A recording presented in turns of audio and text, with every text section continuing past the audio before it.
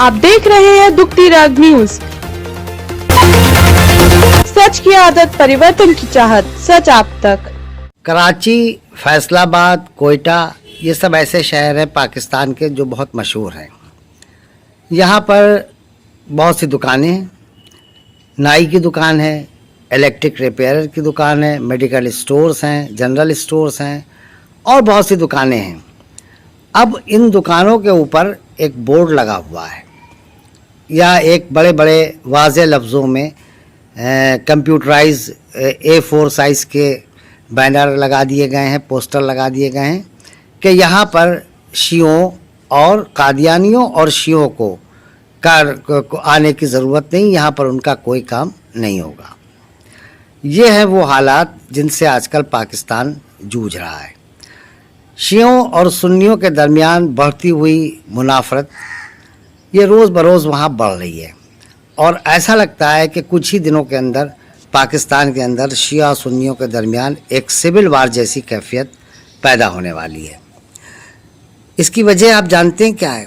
आपको याद होना चाहिए कि जब ज़ियाउल हक़ के ज़माने में ये पाकिस्तान में अहमदियों और कादियानियों को काफिर करार देने की मुहिम चलाई गई और करार दे दिया गया, कानून बना दिया गया, तो उस वक्त शिया कम्युनिटी ने वहाबियों की इस तहरीक और देवबंदियों, वहाबियों, तबलीगी जमात के जो लोग थे जो इस तहरीक के रुए रवां थे, उनकी हिमायत शिया कम्युनिटी ने एक तरह से की थी। हालांकि बहुत से शिया आलिम नहीं चाहते थे कि इसमें इनके आवाज़ में आवाज़ मिलाई जाए, इनके सुर में सुर मिलाया जाए। ये हमें इस पचड़े में पढ़ने की कोई ज़रूरत नहीं, हम कलमा पढ़ने वाले सभी को मुसलमान समझते हैं। आज भी उनका ये नज़रिया है, मगर उस वक्त कुछ था ऐसा मामला कि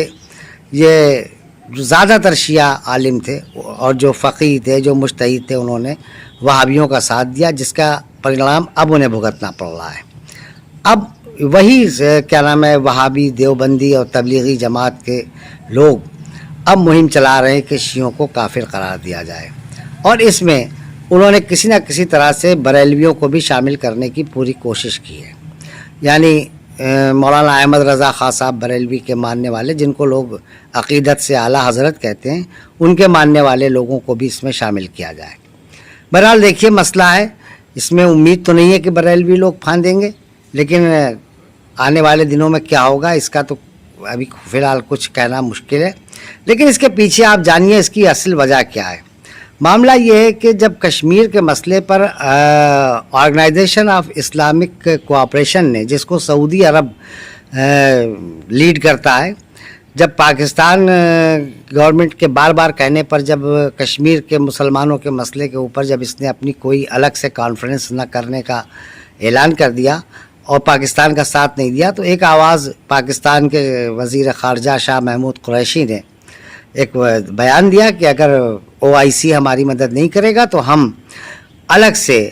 एक फ़ोरम बना करके और इस्लामी ममालिक का इजलास तलब करेंगे और कश्मीरियों के साथ होने वाले मज़ालिम के लिए आवाज़ बुलंद करेंगे और लड़ाई लड़ेंगे। सऊदी अरब के लिए ये बहुत बड़ा झटका था ये ऐलान। उसके बाद सऊदी अरब ने पाकिस्तान को जो दिए गए कर्ज़े थे वो वापस ले लिए और जो क्या नाम है, इकरारनामा किया था, जो एक एग्रीमेंट किया था कि हम आने वाले 3 सालों तक आपको गैस देंगे, पेट्रोल देंगे और कम लोन पे देंगे, कम कर्ज पे देंगे, वो सब उन्होंने मुआहदे ख़त्म कर दिए थे। लगभग सऊदी और पाकिस्तान की तिजारत अब लगभग ज़ीरो पे हो गई है, सिफर पे हो गई है। तो अब पाकिस्तान को सबक सिखाने के लिए ये सऊदी ने अपने जो हिमायती लोग हैं, यानी ये जो वहाबी, देवबंदी, तबलीगी, इन सब को सऊदी ने बहुत बुरी तरह से फंड करना शुरू कर दिया है, बहुत पैसे दे करके इनके आलिमों को, और जगह जगह, गली गली, कूचे कूचे अब आजकल खूब तकरीरें हो रही हैं, खूब मजलिसें हो रही हैं और शियों को काफिर करार देने के लिए वहाँ पे मुहिम वहाबियों ने बहुत तेज़ कर दी है। इससे ही समझ में आता है कि अगर हुकूमत ने, पाकिस्तान की हुकूमत ने, वज़ीर आज़म इमरान ख़ान ने और उनकी काबीना के ज़िम्मेदार लोगों ने, और फिर सबसे बड़ी बात वहाँ की फ़ौज ने अगर इसकी तरफ फौरी तवज्जो नहीं दी, तो आने वाले दिनों में पाकिस्तान एक शिया सुन्नी सिविल वार का मरकज़ बन जाएगा।